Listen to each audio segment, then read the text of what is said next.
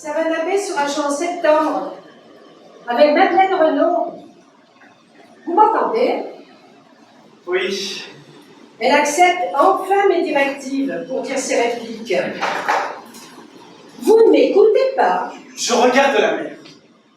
C'est incroyable de ne rien faire à ce point. Oui. Depuis l'été 80, oui. 3 ans déjà. Oui, 3 ans. Et vous m'aviez dit venez. J'entends encore votre voix au téléphone. Impérieuse et calme. Comme si nous nous étions quittés la veille. Une voix d'évidence. Celle de la solitude, Yann. Vous et moi, la même solitude. Et puis vos lettres par centaines. J'avais fini par les attendre. Ma vie se résumait à ça. Vous écrivez chaque jour pendant 5 ans. 5 longues années où je m'épuisais dans le silence. Tout de même, je vous faisais envoyer mes livres. Et par le service de presse. Comme on jette un os à un chien pour le maintenir sous dépendance. Et j'espérais autre chose de vous, moi. N'importe quoi, même un mot. Un tout petit mot du genre poli. Je vous remercie, ça me fait plaisir. Ne faites pas l'enfant, Yann. Je vous répondais à ma façon, vous le savez bien. Cette histoire s'écrivait sans nous. Il y a des histoires comme ça qui nous échappent. Et puis, je n'avais jamais répondu à aucun lecteur Pour vous protéger. pour vivre dans l'inaccompli. Là où tout est toujours possible. C'est ça. Rester un lointain objet de désir. Certains écrivains inspirent cela, oui. Et laissent leurs adorateurs se consumer. Ou les sauver de l'isolement. Mais je croyais que l'écriture sauvait de tout. Elle sauve d'abord de soi, de l'inconnu de soi. Écrire, ce n'est pas aller vers les autres, c'est hurler sans bruit. Et puis le seul sujet, c'est l'écriture. Et l'écriture, c'est moi. Vous. Toujours vous. Vous face au reste du monde. Y a-t-il un regard, un seul, pour vos proches, pour tous ceux que vous dites aimer, pour votre fils, pour le souvenir des hommes de votre vie? Et moi, j'espérais une place, une toute petite même. Votre place est celle du préféré, Yann. Vous le savez bien. Aucun autre ne l'a eu avant vous. Songez, tant de lettres, de tant d'anonymes, des mots glissés à même la boîte ou sous ma porte, ou posés sur le paillasson. Des bouteilles à la mer. Et puis vous, Moi ou un autre. vous, le hasard qu'on force. Le hasard.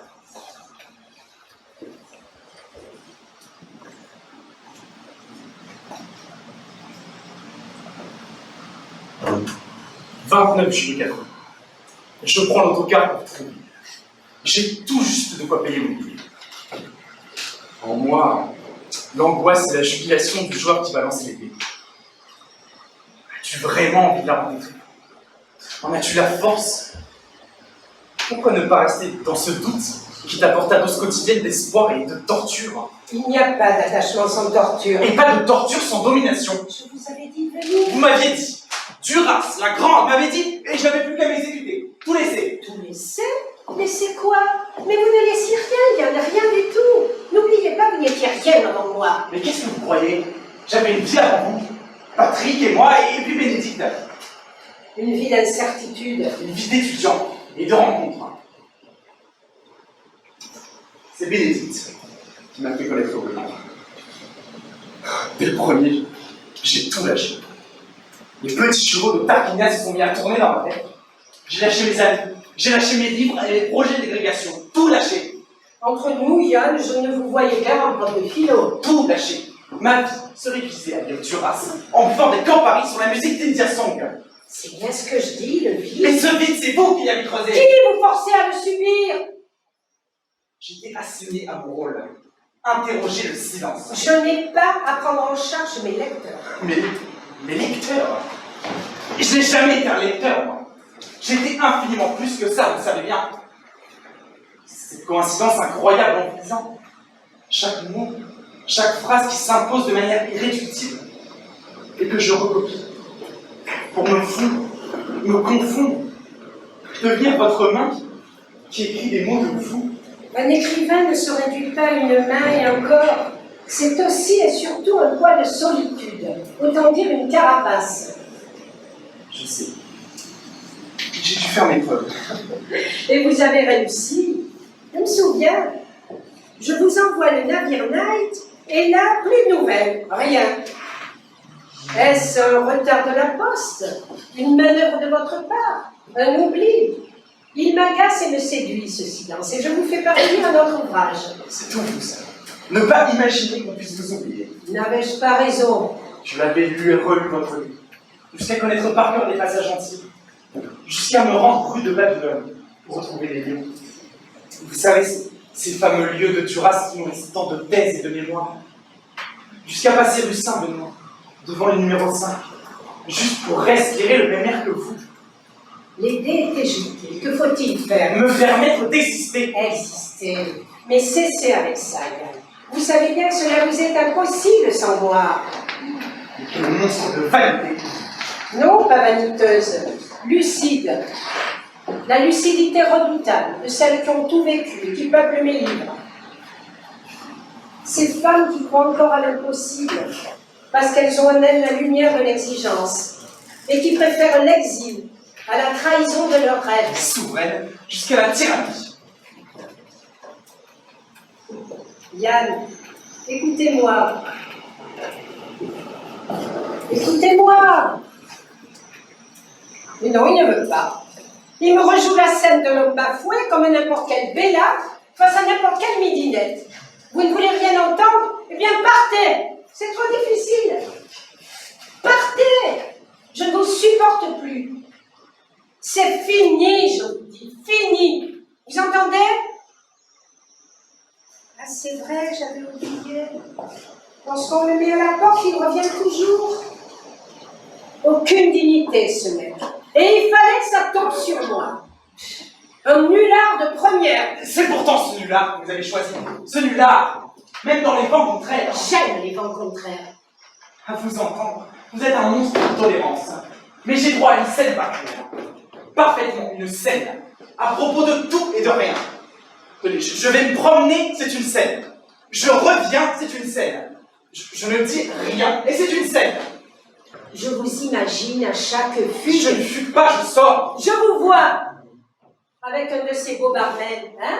Un de ces voyous de backroom, une de ces petites frappes de banlieue, terriblement canaille et jeune et nocive. Des images encore et encore, et rien ne peut m'y soustraire. Je me vois face à ces hommes qui me volent mon présent. Ça s'appelle la jalousie. Se sentir dépossédé d'une souffrance infinie. Je dois tenir ça de l'enfance, de tous les manques, de l'extrême pauvreté de l'enfance. Alors oui, je souffre de votre absence, même si elle fait partie du contrat. Ne suis-je pas à vos côtés depuis plus de 3 ans? Et moi, ne suis-je pas dans ce non-sens qui nous lie? Oui, je m'accroche à un homosexuel. Oui, c'est contre ma nature. Et votre victoire n'en est que plus éclatante. Oui, je vous imagine, et c'est exténuant. Oui, je vous attends toutes les nuits. Et lorsque vous rentrez au petit matin, je voudrais crier les mots plus forts que le dépit, les mots de l'abjection, pédé, pédale, tante. Pourquoi ne faites-vous pas? Vous surgissez, avec vos yeux d'innocence. Je vois un jeune homme charmant, et je ressens la frustration, la torture. Au fond, on n'est pas plus fait pour la torture que pour le plaisir, mais la torture est inévitable. Combattre un minigal, vous adorez. Et vous, avouez que vous jubilez d'être avec moi dans l'arène. Mais tant d'autres rêvent de s'y trouver. Alors vous voyez, c'est tout à votre honneur. L'honneur? Mais il n'est pas dans mon camp, ni dans le vôtre.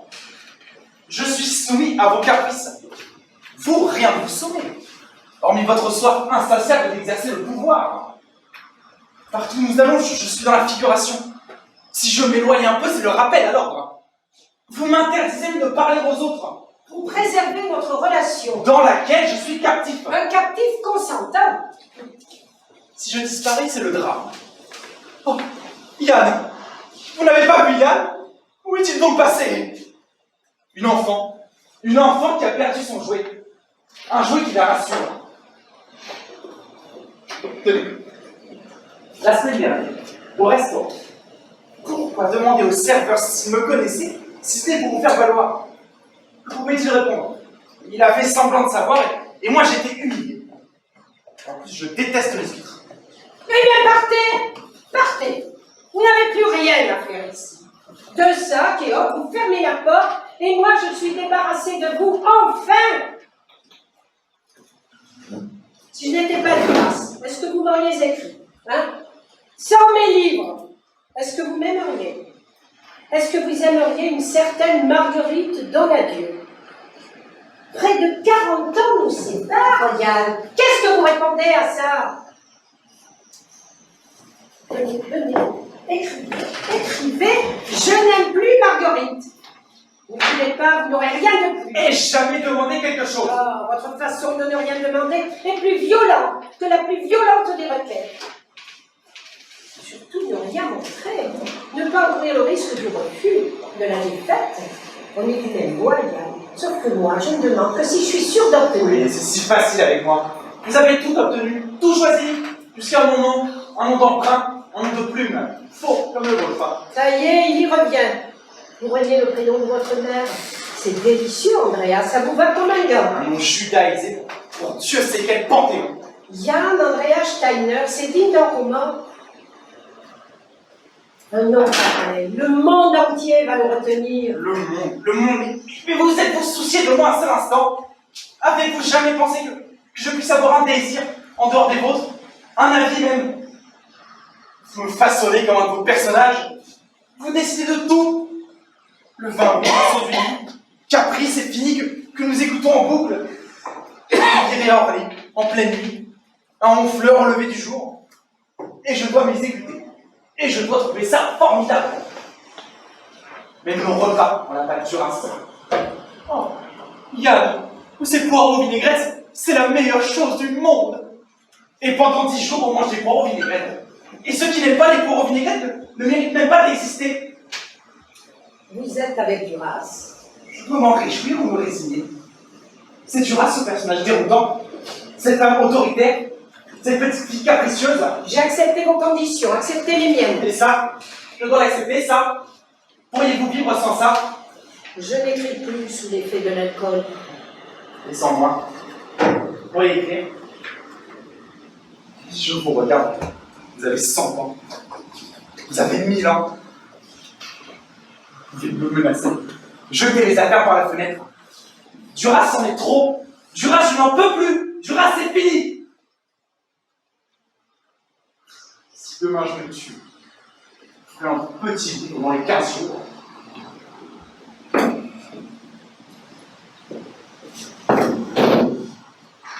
Je suis sûr que vous le ferez. Non, Yann, non. Pas un petit livre. Un livre. Et puis on n'en a jamais fini avec Duras, vous le savez bien. Allez, ne faites pas l'imbécile, vous avez mieux à faire que vous tuer, vous allez écrire mon histoire. Oui, sous dictée. Vivre sous dictée. Taper vos textes sous dictée. Conduire votre auto sous dictée. Pour aller n'importe où, par n'importe quelle heure, à n'importe quel temps. Même si je n'ai pas envie. Même si je veux dormir. Dormir, dormir, dormir. Il est toujours crevé. J'en ai marre de vivre avec un vieillard. Un mec qui refuse les imprévus, c'est la barbe. Vos imprévus sont des oukases.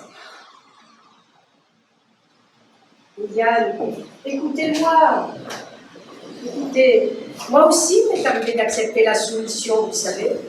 Loin de m'aliéner, elle m'ouvrait à la liberté. J'ai connu ça très tôt, à 15 ans et demi. Vous la connaissez un peu, mon histoire. La petite lycéenne de Saigon, l'homme au costume clair. Le chinois. Le chinois. Et vous aurez plu, Yann, j'en suis sûre. C'était la séduction qui s'ignore, qui ne mesure pas son pouvoir. La nonchalance des enfants et des chats. Avec lui, je franchissais une porte. À lui seul, il résumait toute la Chine. Les rizières émeraudes, le Mékong, ces eaux limoneuses qui charriaient des embarcations et des lotus pourris et des cadavres de buffles. Et puis Sadek, l'horreur de la famille de Sadek, son silence insondable. Vous parlez pas. Jamais, c'était indécent. On ne se regardait pas non plus. Aucun de nous n'existait dans le regard de l'autre. Sauf Paul, le petit frère, et moi. On se faisait exister tous les deux. En fait, il était plus âgé. Je lui dis petit par cette fragilité qui me poussait à me protéger. Vous mesuriez votre force. Ma résistance, un feutre d'or, une robe de soie usée, de vieilles chaussures de bal. J'allais ainsi au lycée. Je bravais la société, le règlement, les uniformes. À tel point que ma mère dut intervenir pour qu'on ne me renvoie pas. Bon, il fallait un quota de blanche à la pension de beauté. Et j'étais l'une des rares. Oui, avec Hélène Lagonel. Ah, Hélène, une beauté stupéfiante. J'ai le souvenir de son corps contre le mien.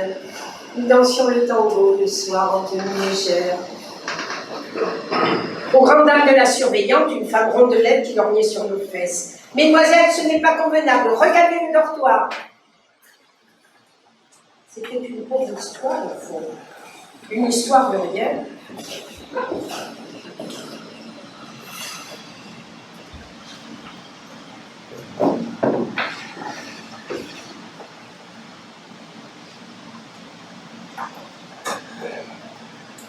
Très vite dans ma vie, il a été trop tard. À 18 ans, il était déjà trop tard. À 18 ans, j'ai vieilli. Non, ça ne va pas. J'efface? Non, je garde ça pour plus tard. Écrivez. Un jour, j'étais âgée, dans le hall d'un lieu public, un homme est venu vers moi. Il m'a dit qu'il me trouvait belle, encore plus belle qu'avant. C'était lui. Quoi, pourquoi avec vous? Enfant ne m'avait jamais dit que j'étais belle, et surtout pas ma mère.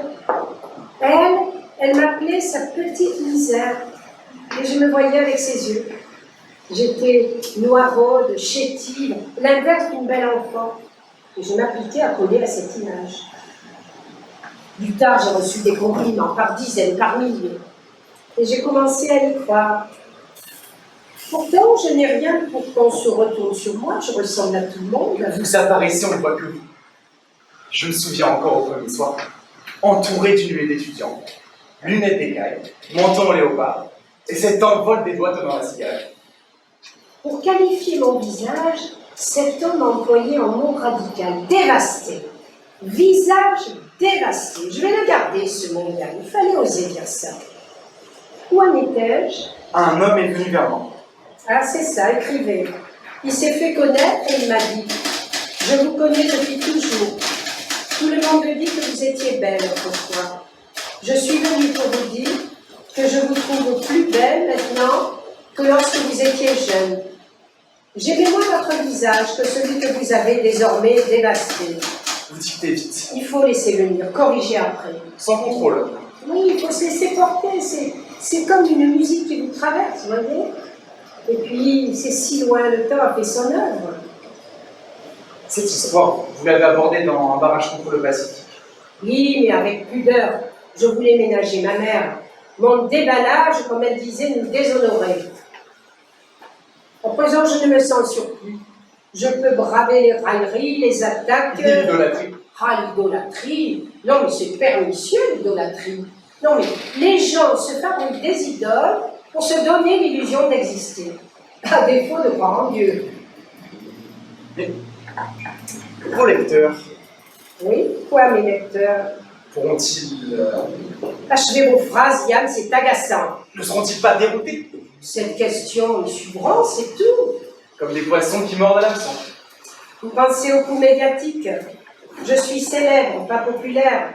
Vous imaginez les groupies de Duras en masse, prêtes à voir ces paroles? Regardez, c'est là. Je l'ai découpé dans Libération. Des pingouins. Des milliers de pingouins. Mes lecteurs. Et c'est là le paradoxe. Le lecteur, c'est la foule. L'écrit, c'est son rejet. Oui.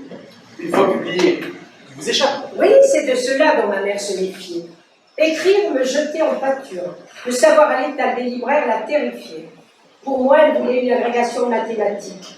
C'est rassurant, les chiffres. C'est obéissant. Contrairement à votre style. Ce n'est pas un style. C'est une écriture du non-écrit. Des mots sans soutien, égarés. Vous savez, les pensées, les souvenirs sont fugaces. Alors moi, je les capture au plus près avec mes phrases inabouties, qui montrent leurs hésitations, leurs failles, avec ces mots qui échappent à la syntaxe et se placent d'eux-mêmes. Vous verrez, Yann, plus tard on me suivra, On fera du Duras jusqu'à la caricature.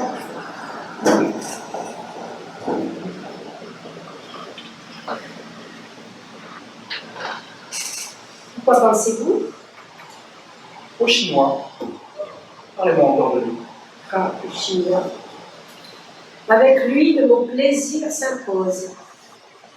Il y avait son élégance, l'incroyable douceur de sa peau, et puis son luxe. Oui, j'aimais ce luxe, Yann. Je devenais la petite pute blanche, comme disait son père. Ah, ce père, c'était quelque chose. Un vieux richissime qui gérait sa fortune depuis son lit face au fleuve, rivé à sa pipe d'opium. Et il aurait préféré le voir mort, son fils, pensez. Avec moi, c'est toute l'Asie qui bafouait. Il était chinois, j'étais blanche. Il était riche, j'étais pauvre. Il avait 27 ans, j'en avais 15 et demi. Dans le barrage, c'est un homme vulgaire, attirant. Mon regard a changé. Ce qui m'importe désormais, c'est moins l'exactitude des faits que retrouver un état. N'a-t-il pas idéalisé avec le temps? Vous savez, cette histoire du chinois, je l'ai fragmentée par le passé dans d'autres récits, à tel point que je ne dissocie plus la réalité du roman. Le chinois et la petite sont devenus pour moi des personnages à part entière. La vérité n'a plus qu'à suivre. Je la fais exister en l'écrivant. Votre mère aussi? Non, non. Elle est immuable, ambiguë, aucune tendresse affichée. Grâce à moi, elle profitait des largesses du chinois tout en le traitant de pute et en le méprisant, lui et toute sa race. Et tout cela doit passer par les mots. Moi, lorsque j'écris... Vous n'écrivez pas, Yann. Lorsque j'écris... Vous n'écrivez pas. Et MD, qu'est-ce que vous en faites? MD, ce ne sont que des notes que je vous ai autorisé à publier après ma cure des désintoxications. Oui, mais ce sont mes notes. 9 mois d'hôpital, 5 mois de coma. Je vous veillais nuit et jour. Et je notais tout. Vous écriviez à travers moi, Yann. MD n'a d'intérêt que par moi. Non, mais si on écrivait un livre sur tous les alcooliques qui font une cure, lui répond. Cela dit, les passages où vous me décrivez chassant des bêtes monstrueuses sur mon lit de parapluie sont implayables. Vous les appeliez des lagons. J'ai cru que c'était un mot inventé. Jusqu'au jour où j'ai vu qu'il existait. Il s'était imposé à moi, ce mot. C'était le mot de la terreur. C'était terrifiant, ces visions. Il y en avait partout, juste sur les toits en face de l'hôpital. Vous me forciez à soulever les rideaux 100 fois par jour. Vous savez, certains n'en réchappent pas. Mais bon, votre récit a eu son petit succès parce que je suis un sujet en or. Enfin, si j'écrivais, disons pour moi... On ne peut écrire à mes côtés. Qu'est-ce que vous voulez dire? Ce que j'ai dit, vous feriez du commerce, comme on fait du cinéma grand public, pour montrer, pour plaire, pour vendre. Moi, je plonge dans les produits. Et fort peu en sont capables. Je sais d'instinct ce que les autres ignorent. Vous me revendiquez. La fausse modestie des écrivains m'aurait pire. Elle n'est qu'hypocrisie. Surtout ne pas affirmer sa valeur. Faire l'inaptitude à se juger, alors qu'on est apte à juger tous les autres. On se fouette en public avec les lauriers qu'on destine à sa couronne. Et on brasse l'air dans les médias. Ce siècle, Yann, ne compte que 2 écrivains, moi et Beckett. Souvent, lorsque je me relis, je m'étonne. C'est si bon que je me demande comment c'est passé par moi. Au XVIIe, j'aurais sûrement écrit La Princesse de Clèves. Et ce n'est pas de l'humilité, mais de la modestie. De la modestie. Oui, de se dire que l'on peut exister à travers d'autres écrits. Vous savez, un jour, un écrivain inconnu m'a contacté. Il voulait insérer dans son roman de longs passages du Wisconsin. Sans indication pour moi. Sans indication d'origine. Et j'ai accepté. J'ai voulu montrer que l'écrit doit sortir de sa gangue sacralisée. Les gens qui sacralisent les auteurs sont des cons. Peu de gens pensent comme vous. Mais bien peu savent que l'écrit doit sortir de l'obscurité, Yann. Oui, l'obscurité. Ah, mais c'est très drôle. Écoutez ça, Yann. Ma mère avait été mariée une première fois. J'ignorais. Son premier mari s'appelait Monsieur Obscur. Oui, Obscur. De sorte que quelques années plus tôt, j'aurais pu naître Marguerite Obscure. Oh, mais c'est drôle, au fond. Pour juger d'une contrefaçon, On ne dirait plus, ça ressemble à du Duras, mais ça ressemble à de l'obscur. Ou encore, vous ne trouvez pas que le dernier obscur est hermétique? Servez-moi un verre de vin. Vous ne devez plus boire. Un seul. C'est la dernière bouteille. Hein. Déjà? Il faut aller chez l'épicier de la rue des Bains. Avant 20h alors. Ferme à 20h. Oui. Vous prendrez aussi des crevettes. J'ai préparé du riz gluant. Encore? Vous n'aimez plus mon riz? Si. Des tas de comparables là.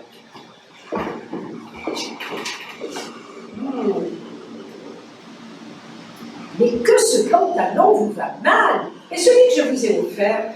Pour parler de vous, et supposons de parler de moi. Ça, vous l'avez pris chez moi. Non, ce pantalon de chez Saint-Laurent, coupé à la perfection, où est-il passé? C'est moi qui change de sujet. Vous passez allègrement de l'écriture à mes vêtements et c'est moi qui change de sujet. Vous pouvez être Duras et parler chiffon. Comme une femme banale. Disons inimitable.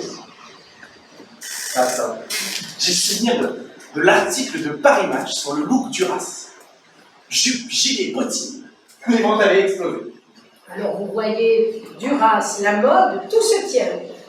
Quel monument de contradiction. Tant mieux, sinon je serai assommante.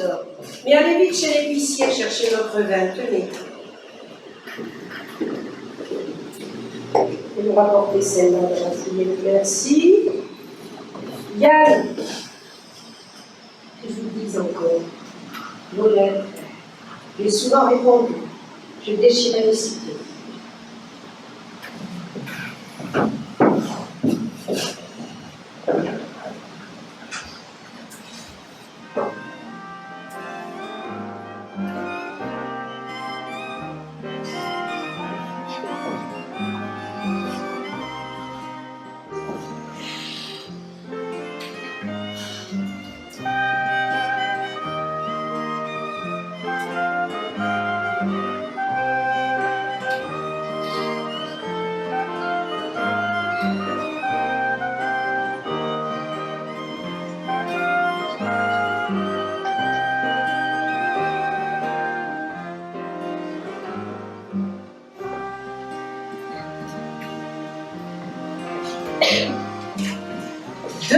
Du matin.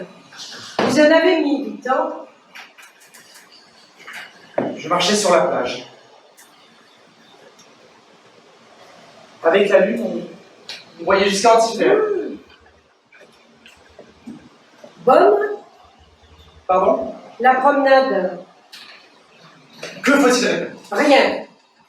C'est comme la concierge qui me demande si je vais bien en sortant de ses poubelles. La réponse, elle la connaît. Petite gens vous inspire. J'ai du respect pour les petites gens, comme vous dites. Oh, je sais. Vous les abordez un peu partout. Dans la rue, les bars. Vous les questionnez sur leur vie. Un jour, pour une chronique, j'ai interviewé une femme analphabète. De nous deux, c'était moi la plus intimidée. La crainte de la mettre mal à l'aise, d'employer certains mots dont le sens lui aurait échappé. Elle était fascinante de naturel. Elle me décrivait toutes ses ruses pour déchiffrer les étiquettes dans les magasins. Et donc? J'ai compris que l'ignorance peut mener à la sérénité. Oh, mais vous ne serez jamais sereine alors. Mais je peux être très simple. Performance. Je crois entendre mes détracteurs. Ceux qui ne voient en moi qu'une femme suffisante, narcissique. Vous entretenez un peu cette image. Si être lucide, c'est faire preuve d'orgueil, si dire que ce qu'on voit échappe au commun des mortels, c'est faire preuve d'orgueil, alors oui, je suis orgueilleuse.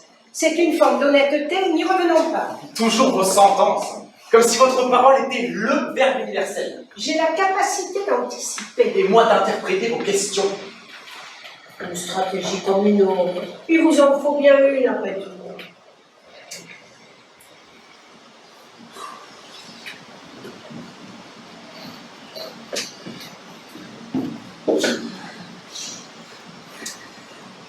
Je sais, vous savez. Moi qui déteste les règles, vous avez réussi à m'en imposer une. Mais vous voulez transgresser. À cause des images. Oh, et de l'imaginaire. Dites-moi, Yann, comment était-il? Brun, blond, gracile, comme vous les aimez? Vous cherchez à vous faire du mal. Oh, vous pensez que je vous aime à ce point? Ainsi, je vous aimerais au point de me complaire dans cette torture. L'image d'un corps d'homme nu près du vôtre. Duras serait jalouse. Non, mais férocement. C'est faible, jalouse. C'est guidé par l'instinct de domination, comme une lionne qui délimite son territoire. Il lui faut l'exclusivité, c'est plus fort qu'elle, ou comme une montre religieuse. Rien que ça. Oh, mais vous pouvez ricaner, étaler vos théories, mettre en scène ces femmes capables de vivre par procuration, capables de regarder jusqu'à épuisement les trains dont elles sont exclues. Vous savez, ces femmes qui assistent en voyeur au rap de leur fiancé et qui jouissent du manque à défaut de possession. Vous voulez parler de Lolvestein? Je l'ai réellement rencontrée, cette femme. Lola Valérie, elle s'appelait. Dans un asile psychiatrique. En tout cas, vous n'êtes pas de cette trempe. Vous êtes incapable de renoncement, incapable de faire le deuil de l'amour, même au prix de la folie. Il y aura toujours en vous la raison dominante. Vous n'êtes pas et vous ne serez jamais Lolvestein. Bravo, Yann. Ah, si, bravo. Les grands avocats font des effets de manche. Vous, ce sont des effets de phrase avec mes personnages. Mais quel gigolo vous faites! Voilà. Quand on parle de moi, c'est encore de vous que l'on parle. Ne faites plus tant de mystère alors et parlez-moi de vous. Eh bien, allons-y.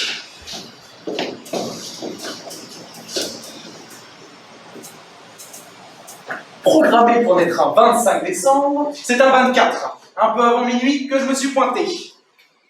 L'accoucheur a raté sa messe. Première bavure. Pour le prénom, on voulait Raphaël. Mais Yann s'est imposé. Sec comme un aboiement et pas dans le calendrier. Deuxième bavure. En grandissant, les ratages se multiplient. Garçon ou fille, gaucher ou droitier, cérébral ou physique, moi ou un autre. Nous serons deux à aimer Bénédicte, ou plutôt l'image qu'elle nous renvoie. Quand elle nous quitte, je deviens bateau ivre. Et puis, j'écris à une femme qui ne me répond pas. Et voilà qu'un jour, elle m'invite aux Roches Noires, dans cet ancien palace qu'a connu Proust. Ma ligne de flottaison remonte, mais ma logique vous la pique. Je peux me soumettre ou vous soumettre, vous adorer ou vous haïr, toucher le ciel ou l'enfer. Je suis nobody, zéro, le non-choix incarné. Et pourtant, c'est vous qui avez choisi de rester, Yann. Comme de prendre un amant cette nuit. Un amant. Quel mot solennel. Oh, c'était un étranger. Argentin. Chacun sait ce que veut l'autre sans rien dire. On se reconnaît sans s'être vu, comme un vieux couple rompu à tous les codes. Et très vite, c'est l'étreinte. Un plaisir violent qui nous arrache à nous-mêmes. Et puis, un dernier regard, une sorte de reconnaissance muette, de désespoir. Chacun redevient anonyme et retourne vers sa vie. À ce moment-là, je pense à vous. J'ai l'impression d'être vivant. Tout amour porte en lui une exigence de mort. S'il aboutit, il s'use, comme s'use le désir au fil du quotidien. S'il n'aboutit pas, il frustre. Bien sûr, en équilibre au sommet d'un pic fragile et toujours menacé. Il tire sa force de son impossibilité. Nous avons inventé la formule. Et votre vie, il avance. Je délie un écheveau dont les fils sont embrouillés. Elle m'agace, cette petite qui est témoin. Elle est à la fois proche et insaisissable. Au fond, l'histoire de ma vie n'existe pas. Il me reste l'illusion de pouvoir la raconter. Pourtant, je l'ai en moi, cette amie chimique. Je l'ai en moi, les divagations sous les grands arbres, la maison cernée de marécages, l'odeur du caramel brûlé et des soupes chinoises, celle de l'encens qui se consumait toujours dans un coin, et celle des plantes qui envahissaient la véranda. Et puis à la ville, son odeur à lui. Une odeur de luxe qui collait à ses gestes. Puis la bague. Ce n'est pas la mémoire qui trahit, ce sont les mots. C'est devenu votre style. Je me moque du style. J'opère à vif pour retrouver un état disparu dont je ne mesurais pas la portée. On est toujours ainsi lorsqu'on pense à l'enfance. Vous savez, ma mère en possédait qu'une vieille commode patinée par les uns. Elle la tenait de sa mère, elle la considérait comme une pièce inestimable. Lorsque nous avons quitté sa dette, elle a tenu à la rapporter en France. Pourtant, c'était un pauvre meuble de rien du tout. Mon histoire lui ressemble, une histoire de rien. Et ça fera un roman incroyable. Je ne fais pas de littérature. Et enfin, c'est pourtant votre gagne. Oh, quel mot horrible! Je n'écris pas pour gagner. C'est ce que je fais de mieux que les autres, c'est un fait. Mais dans l'instant où j'écris, ça se fait sans calcul. Certes, vous ne briguez pas le concours, mais vous aimez dire qu'un sou est un sou. Ça me vient de l'enfance, de la pauvreté, de la guerre. Pour l'écrit, pas de calcul. Ça se fait en dehors de moi. Je suis traversée par ça. Vous vous souvenez d'Ernesto dans la puberté? Cet enfant qui ne voulait pas aller à l'école parce qu'on y apprend des choses qu'il ne sait pas. Oui, il refuse l'obligation de les savoir parce qu'il les connaît de toute éternité. Eh bien, je suis comme lui. Vous admettez que c'est ambigu. Tant mieux, les limpides sont des imbéciles, Yann. Regardez nos pseudo-intellectuels. Ils savent tout sur tout. Ils ont tout lu, tout vu. Ils viennent nous asséner de belles phrases bien nettes, bien carrées. Hormis Sagan, les autres. Sagan, c'est autre chose. Sans l'apprécier, je reconnais qu'elle ne triche pas. Mais les autres, tout justement à pondre des feuilletons télé. Que vous regardez la nuit. Parce que, oui, ça peut être édifiant, le feuilleton. Ça peut en dire beaucoup sur le contemporain. C'est votre regard, les ballons. Oui, venez qu'à moi, Yann.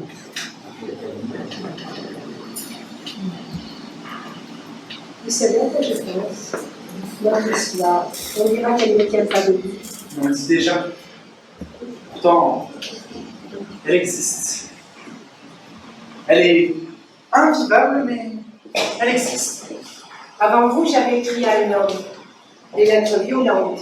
Sans amant, j'avais besoin d'amour, d'un ersatz. Et avec moi, Vous êtes devenu l'objet de mon attente. racontez-moi. Je vous l'ai dit 100 fois. Je vivais en recluse à Neauphle-le-Château depuis 10 ans. Je vous en prie. À Neauphle, je me sens étrangère à tout, même à ma grande maison. Parfois, il me semble qu'elle écrit en moi, cette maison. J'ai peur, surtout la nuit. La nuit, les fantômes me rejoignent. Ma mère, mes frères, la mendiante folle de Salamaquette qui nous avait laissé son enfant moribond avant de reprendre la route. Et puis mes personnages, Anne Desbarrets, Anne-Marie Stretter, le vice-consul. Je les vois comme je vous vois. Je suis au bord du vide. Il me faut l'alcool. L'alcool pour m'oublier et me retrouver. Et puis, voilà que vos lettres me parviennent, régulières. Ce n'était parfois que quelques mots. Les plus beaux que j'ai jamais reçus. Je me prends à les attendre. Je fais des paris stupides. Je me dis, si l'oiseau s'envole avant que tu comptes jusqu'à 10, tu n'auras pas de lettres. Moi aussi, je parie. Avec des gouttes d'eau sur la vitre, une mouche sur la table, les lits d'un trottoir. N'importe quel indice devenait un message. Jusqu'au jour où vous m'appelez. Je me dis, il ne viendra pas. Je me dis, je n'oserai jamais. Et puis, j'aperçois une silhouette à l'angle des roches noires. Moi, je scrute les fenêtres. La vôtre doit forcément éclater sur la façade.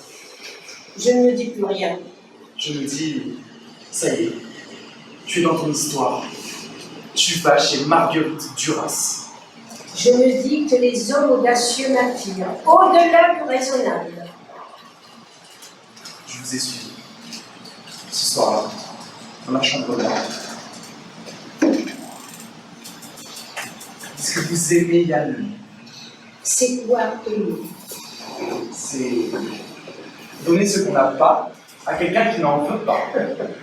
Ça, c'est très beau, mais c'est de l'argent. C'est aussi beau si je l'avais dit moi-même. Alors, est-ce que vous aimez Yann Lemi? Pas plus que vous m'aimez Marguerite Donadieu. Mais vous n'êtes plus Donadieu, alors que moi je suis... Yann Andrea Steiner. Bon, alors, est-ce que vous aimez ce gars? Je n'ai dit je t'aime qu'un seul homme. Jonis Masson? Non, mon mari, Robert Antel, mais il était trop tard.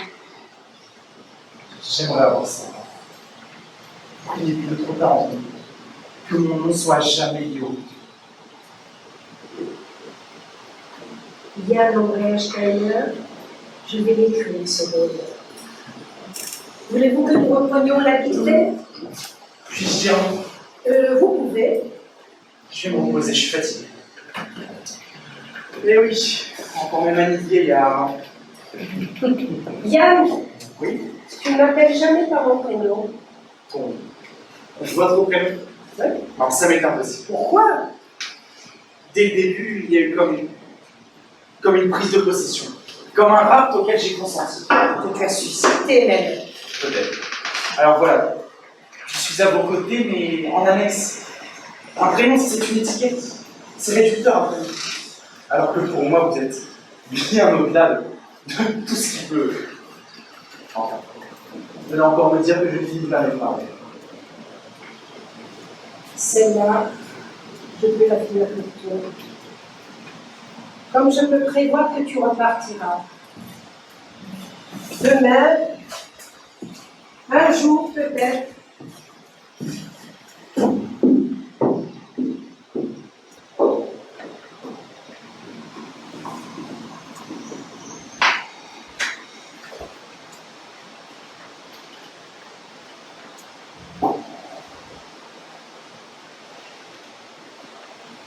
Dissuadez-vous. Vous vous endormez. Je bois un verre de vin. Je me sens immédiatement mieux. Je bois un deuxième verre de vin et puis je jette le reste de la bouteille dans l'évier. Je ne supporte pas de boire seul, sans vous. Je prends un époignet. Je vide les deux autres bouteilles dans l'évier. Désormais, il n'y a plus d'alcool dans la maison. Je vais dans ma chambre. Je prends un second époignet. Votre image endormie apparaît. Je laisse le journal fermé. Je veux dormir. Devant moi, le mur blanc. Je ferme les yeux.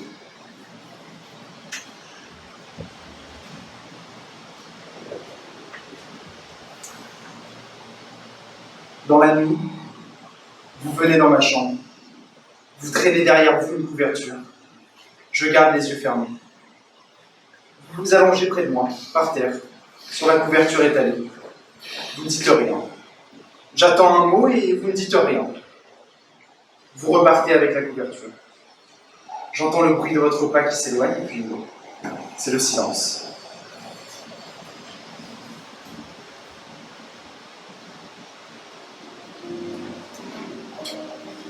Le temps est incertain. Sans passé, sans avenir, sans présent. Il est une suite de points, une mécanique inexorable. Dans ce temps adorable et cruel, nous sommes des princes millénaires. Nous veillons inlassablement.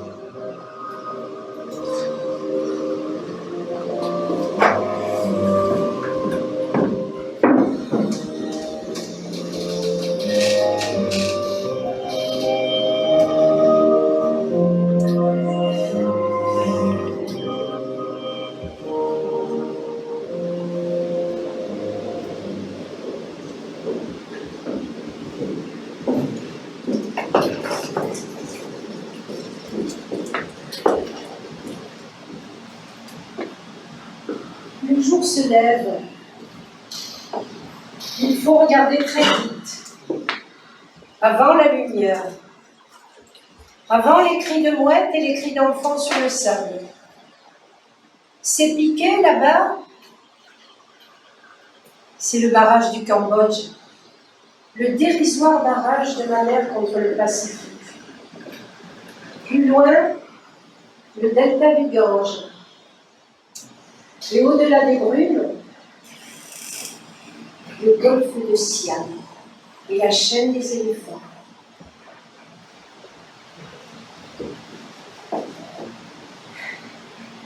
C'est un nouveau jour.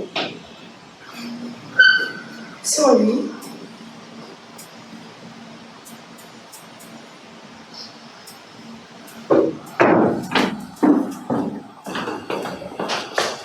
Déjà levé. Mais qu'est-ce que vous foutez à écrire tout le temps? Notre vie est un chaos et vous écrivez. Vous êtes abandonnés de tous et vous écrivez. 8 jours que vous êtes partis. Je n'ai aucun contact. J'étais inquiète. Pour vous-même. J'ai appelé le commissariat. Comme d'habitude, mais je repartirai. Et vous reviendrez. Et cela vous comble. Non, cela m'épuise. C'est au-dessus de mes forces, vous comprenez? Je ne peux plus vivre dans la suspicion, les suppositions, les doutes. À propos de tout et de rien. Un mot, un silence, une absence. Une note de téléphone astronomique qui me pousse à me demander qui vous avez appelé. Je ne peux plus, je ne peux plus. Prenez vos affaires. Mes affaires? Mais elles sont partout, mes affaires. Dans cet appartement, dans l'air, sur la mer. Elles sont en vous, mes affaires. Et jusque dans nos mémoires. Je suis devenu une partie de vous. De vous. Mais alors que cherchez-vous ailleurs? À vivre le rôle que vous reniez. Celui d'homosexuel, je l'ai accepté. Non, vous voulez le noyer. Sous l'amant, le confident, le conseiller pour film, le lecteur, le copiste, le secrétaire, l'infirmier, le chauffeur. Et pour finir, sous le compagnon de beuverie, dont la présence vous aide à écrire. Il va s'ennuyer, le petit Yann, après la mort. Comment pourra-t-il affronter la vie et les femmes? Oh, mais vous n'êtes pas la première femme que j'affronte. Qui donc? Votre mère? Vos copines de faculté? Quelques vagues petites amies? Elle ne renonçait à rien, elle. Duras réécrit ma vie. Non, non, elle vous rassure. Même notre différence d'âge vous rassure, Yann. Je vais disparaître bien avant vous, et vous pourrez vivre enfin. Il est insensé, ce mec. Il part, il revient, il repart, il refuse. Quoi? Il refuse quoi? De vous quitter? De vous aimer sans condition? Les deux lui sont impossibles. Alors, jetez-le dehors, une fois pour toutes. Aucune dignité. Même pour me quitter, il faut que la décision m'appartienne. C'est un boulet, il est temps que j'en change. Vous êtes odieuse! Dès le début, vous connaissiez le prix. Dès le début, vous saviez ce qu'il en serait de nous. Là, je vois en vous votre mère, telle que vous aimez la décrire. Moralisante, étriquée, lançant des interdits comme des couteaux. Justement, je suis aussi une mère. Ne l'oubliez pas. Ah, c'est donc ça. L'idée m'avait effleuré sans que j'ose y croire. Vous me pensez capable de séduire votre fils? Après tout, c'est énorme. Mais il aime les femmes, lui. Comment pourrait-il sombrer dans la déviance? Comment pourrait-il attraper cette maladie de la mort? Puisqu'il est né de Marguerite Duras, homophobe notoire. Vous voyez, vous répondez de lui, mais pas de vous. Mais je joue, Yann, je joue. Et puis je ne suis pas homophobe. Je veux comprendre. Et la maladie de la mort, je l'ai écrit pour comprendre. Il vous manquez trop d'humilité pour ça. Non. C'est au petit Yann de se couler dans le moule, de se faire le plus souple possible, de n'exister que sur commande. Mais voilà, il étouffe. Il étouffe. Et lorsqu'il va vers les hommes, c'est aussi pour fuir cet enfermement. Mais vous êtes libre. Oui, libre de me tenir en garde à vous. 24 heures sur 24, full time. Votre sac est prêt. Même loin de vous, je chercherai à nous fuir. Ça s'appelle la passion. J'ai des souliers de plomb, je suis rivé au sol. La passion, justement. La passion doit donner des ailes. Ou des chaînes. Les nôtres sont indéfectibles.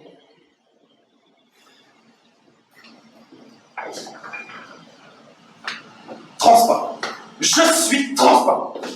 Rien n'est à moi ici. Cet appartement est un sanctuaire.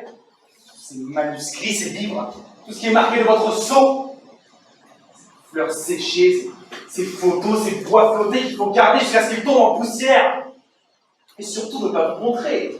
Du reste, comment le pourrais-je, puisque je n'existe pas? Oh, si vous existez. C'est par l'absence que j'existe. existe. C'est souvent par l'absence qu'on existe le plus. Admettez une chose. Vous pouvez me soumettre, mais pas me contraindre à vous désirer. C'est quoi le désir, Diane, si ce n'est ce qui nous attache? Mais vous êtes dévorante! Je sais que nous resterons ensemble. Mais cessez de jouer les oracles! Et vous le savez aussi. Et si je me Je tue? ne le ferai pas. Et je peux me soustraire à tout ce poids d'écriture. C'est impossible. Je peux vous tuer dans l'instant. Même morte, j'écrirai encore. Folle. Vous êtes folle.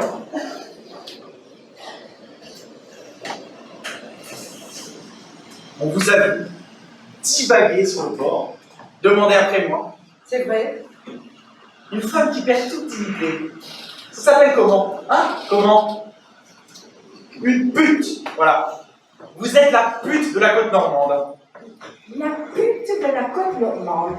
Mais ça ferait un beau titre, ça, Yann. Décidément, vous êtes une source infinie d'inspiration.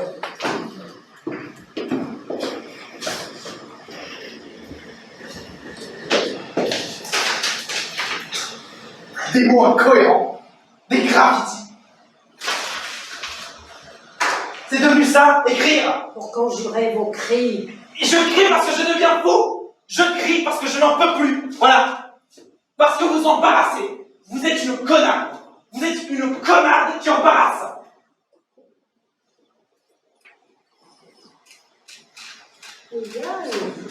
Yann, êtes-vous donc perdu à ce point?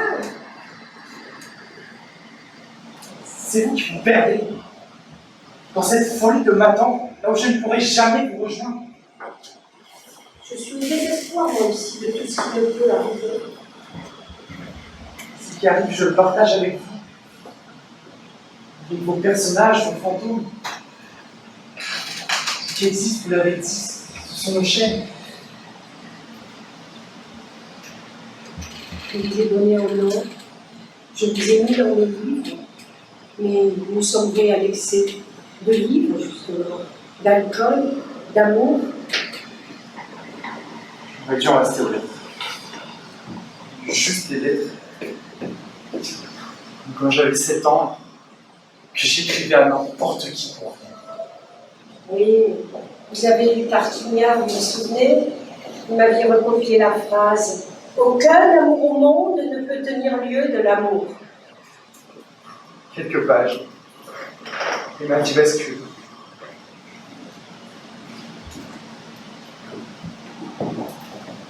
Bénédicte s'en va. Elle veut une vie stable. Je reste avec Patrick, en roue libre. Je me cave de Mandrax et il me jette dehors. Vous auriez épousé, Bénédicte. Peut-être. On était bien ensemble. Elle était reposante. Avec vous, c'est le chaos. Une vie de rien. Dans l'impossibilité même d'être moi. Non, non, ne faites pas du Duras, ça ne marchera pas. Pourquoi rester puisque c'est si dur? Si c'est pour mon fric, sachez-le, c'est niette. Oh, mais vous êtes pitoyable. Vous étiez fauché, non, sauf que vous avez débarqué. Mais je suis toujours. Si je reste, vous le savez bien, c'est... Ah non, ne sortez pas à présent l'amour et tous ces flonflons. Détruire. Il lui faut détruire, même lorsqu'elle crève d'angoisse. Sûrement pas. Ah, parce que, après le commissariat, vous rongez dans la tente, guettez mon arrivée. Ça s'appelle comment, hein? Comment? Ça n'a pas de nom. Avec vous, je suis dans un entre-deux sans nom. C'est ça. Je suis l'homme de l'entre-deux. Sans sexe déterminé, sans orientation, sans frontières. Un homme qui ne comprend pas le monde, parce que le monde lui refuse sa place. Un homme durassien, quoi. Je dirais innocent. Je l'ai senti très vite. Ouais. Vous m'avez défloré l'intellect. En m'envoyant l'homme assis dans le couloir. Un truc érotique et violent. Je l'avais écrit pour vous. Oui, ça ne vous ressemblait pas. C'est quoi ce qui me ressemble, Yann? Me soumettre aux principes, occuper ma place dans le grand arène social, verrouiller mon désir? Ce livre était de trop. J'étais déjà attaché à vous avec ferveur. Comme on est attaché à une icône, dans une ferveur asexuée. Ce livre était écrit par une femme pour un homme. Oui, mais cette femme, c'est dur à Et alors? Et alors? L'intelligence ne doit pas être que littéraire. Elle peut exister sur tous les fronts. Regardez, mon visage est détruit, bon, mais ma peau est intacte, et c'est une chance, ça, c'est grâce au puits de mousson. Et mes jambes, regardez, des jambes de danseuse. Alors, Désarmante, déroutante. Bientôt ce sera. Oh, Yann, faites-moi danser, et puis, allons nous promener, je vais conduire. Au volant, elle chantera la vie en rose, et je chanterai avec elle. très faux d'ailleurs. Une fois de plus, on oubliera tout. Compteur à zéro. On prendra des glaces en cornet comme les gosses. On se moquera des passants. Au retour, on prendra du vin et on se retrouvera ici, à cette table. Plus intime qu'au creux d'un lit.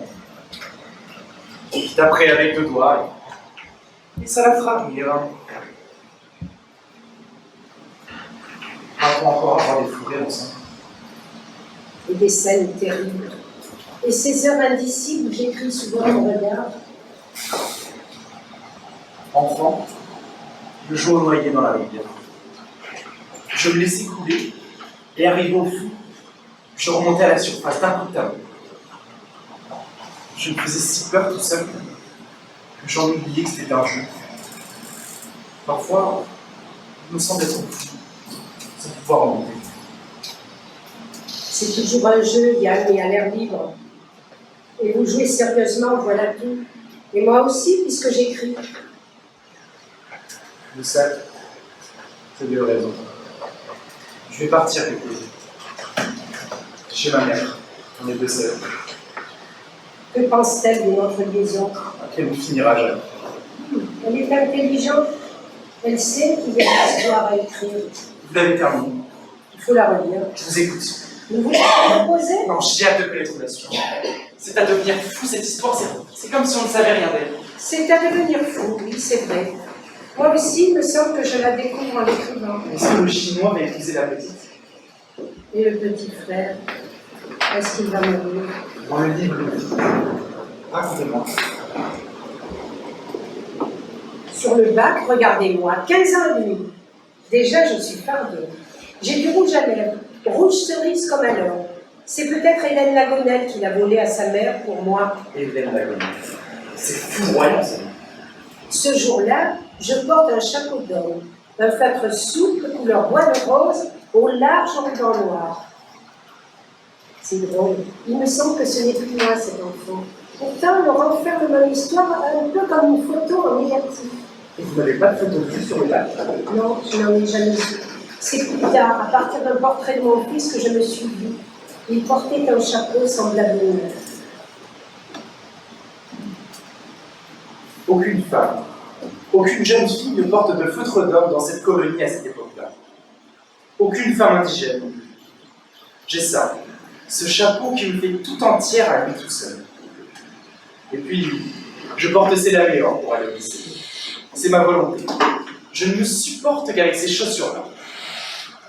La petite au chapeau de feutre est seule sur le pont du bac, accoudée au bastingage. Sur le bac, à côté du car, il y a une grande limousine noire avec un chauffeur en hiver. Une Maurice Léon Bonnet.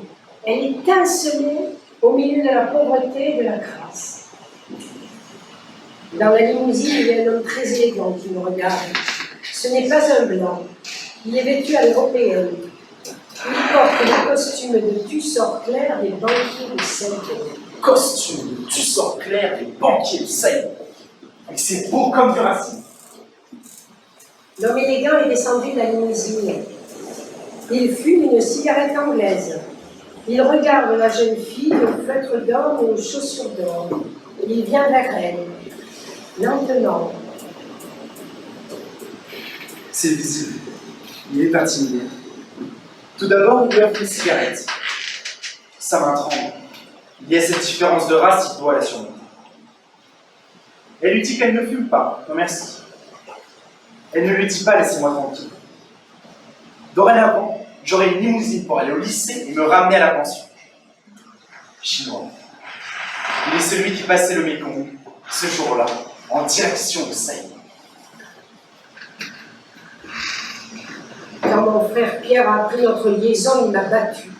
Pour lui, j'étais la chienne qui couche avec un indigène, la pourriture de Saigon. Votre mère, elle s'est fait? Elle aussi me battait souvent, des gifles, des coups de poing, Et puis Pierre était son préféré. Pourtant, il l'insultait, il a volé pour aller fréquenter les l'écurie de Pierre. Il était jaloux. Oui, comme le Chinois, comme le petit frère. Mais lui, il m'aimait d'amour. Le petit frère. Oui, Polo. On aimait s'isoler dans le jardin de brousse. Il faut encore leur saleté, disait ma mère. Nous, on ne voyait pas le mal. On était dans l'innocence. Il n'y a pas de mal dans l'innocence. Et toujours l'innocence pendant la guerre entre mon mari et mon amant. Dans l'innocence, j'ai fait de la résistance alors que c'était dans le réseau de Mitterrand.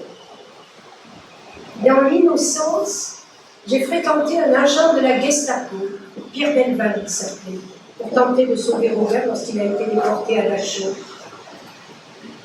Dans l'innocence, j'ai soigné Robert à son retour du camp pendant des mois, avant de demander le divorce. Et dans l'innocence, c'est avec Dionys que je suis restée. Et j'ai mis au monde de Jean, notre fils. Vous me dites bien ?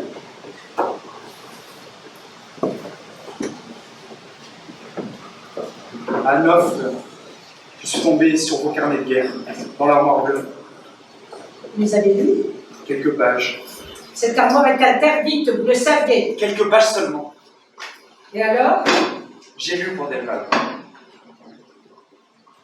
J'écoute. Après la libération, vous vouliez que Dionys le tue. Mais il a refusé. Et quand Delval a été capturé, Dionys a rencontré sa femme. Ils ont eu une liaison et un enfant. Dionys, avec la femme d'un gestapiste. Étiez-vous toujours dans l'innocence ? Non. Dans l'horreur, dans l'innommable de la guerre. Au vu des morts vivants qui revenaient des camps, des millions de déportés qui n'en reviendraient pas, et de toutes les atrocités commises, notre histoire n'était qu'un détail. Et puis c'est à moi que Dionys est revenu. Et la naissance de notre fils a été une renaissance. C'est tout. Vous avez aussi participé à une séance de torture. C'était sur un donneur, une ordure. Ce que j'ai lu est innommable. Je ne torturais pas, moi. J'ordonnais les coups. Innommable. Comment pouvez-vous juger de l'innommable ? Vous n'avez rien connu, il n'y a ni la guerre, ni la folie des hommes. Moi, j'ai tout connu très tôt. Savez-vous qu'à 5 ans, en Chine, j'ai assisté à la punition infligée à une femme adultère ? On l'a enterrée vivante. Ouais. Toute petite, j'ai vu ça, en m'échappant à ma mère et en me faufilant à travers les jambes des badauds qui étaient des beaux spectacles.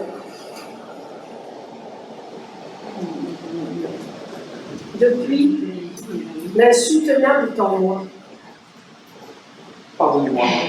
Je vais les publier, ces cahiers. Duras qui torture, ça va choquer. Je changerai les noms, je dois les publier. Pour conjurer la douleur. Non, elle sera toujours là, la douleur. Tapis dans l'ombre, comme un félin pris à bondir. Il n'y a que l'amour pour la conjurer. Celui que l'on proclame et celui que l'on n'a pas vu venir. Et celui que l'on n'attend pas. Celui qui était impossible. L'amour interdit pour un frère. L'amour fantasmé pour un père disparu trop tôt. L'amour raté pour une mère qui vous appelle sa petite misère comme une marque de tendresse. Et puis l'amour sans limite pour un fils qui vous appelle la reine Margot. Cela dit, vous l'avez bien appelé Outa. Lorsqu'il était petit, tous les avocats du jardin surveillaient sur lui et il accourait vers moi en pleurant. Alors forcément, depuis, il peut tout se permettre. Il y en a au moins un sur Terre. Yann, vous voudriez de ma part l'indulgence d'une mère ? J'ai une mère pour ça. Et puis, vous et moi, nous avons le même âge. J'en doute. Lorsque vous faites les pitres avec Outa, je me retrouve entre 2 enfants. Logique. Il n'y a que les enfants et les fous pour vivre avec vous.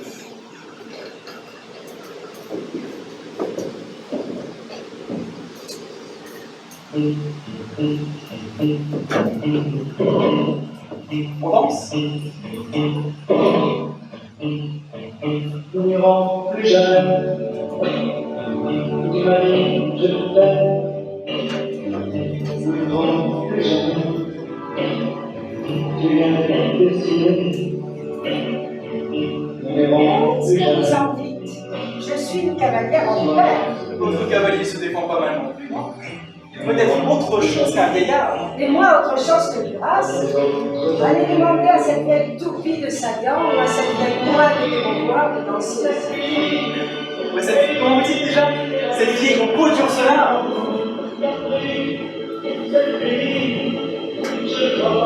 C'est bon. De loin, vous avez l'air grand. Je mesure 1,50 m, mais je suis bon diable. Et vous avez fini? Ah, ça, je dois dire, en quelques semaines, pas comme le disconçu. 3 mois de chantier, des corrections non plus finir mon éditeur de fou. Tandis que celui-là, il va vivre sa vie. On dira, c'est le dernier Duras, ça ne nous regardera plus. Et ce ne sera pas le dernier. Je suis vidée de ma sève, je ne pourrai plus écrire. C'est ça parce que vous venez de le quitter. C'est lui qui vient de me quitter. Et il revient dans d'autres livres. Et ça fera d'autres livres incroyables. Ça Yann, quand on écrit, il ne faut pas se croire. Ne pas se croire.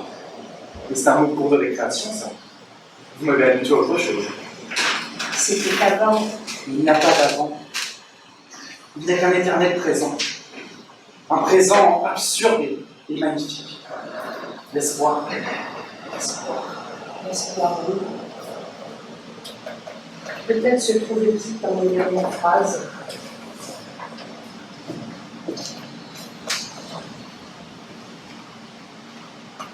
Des années après la guerre, après les mariages, les enfants, les divorces, il était venu à Paris avec sa femme. Il lui avait téléphoné. Elle l'avait reconnu dès la voix. Il savait qu'elle avait commencé à écrire des livres.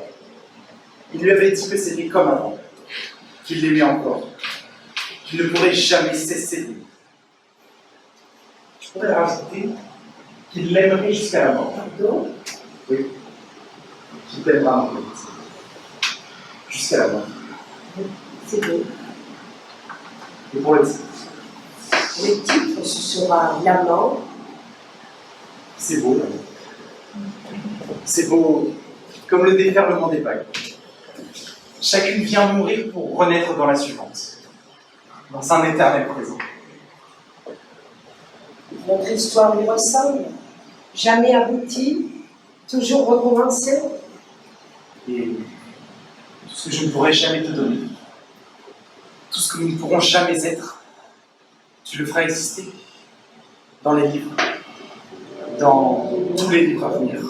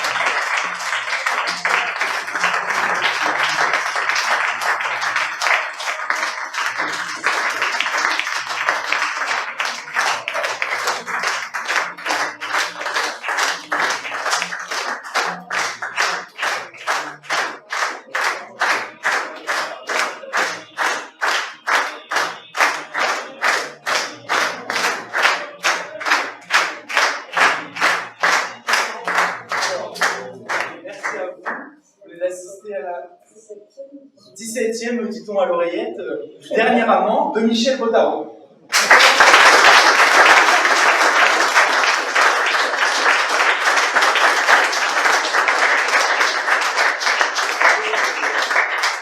dans le rôle de la terrible Marguerite Duras, Michel Bottaro.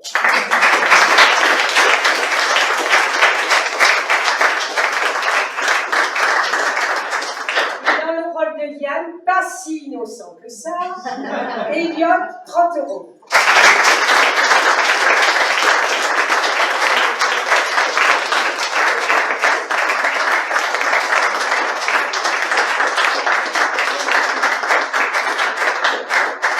Alors la pièce est éditée, et donc vous pourrez la trouver dans toutes les bonnes crèmeries si jamais vous êtes intéressés. Voilà. Merci.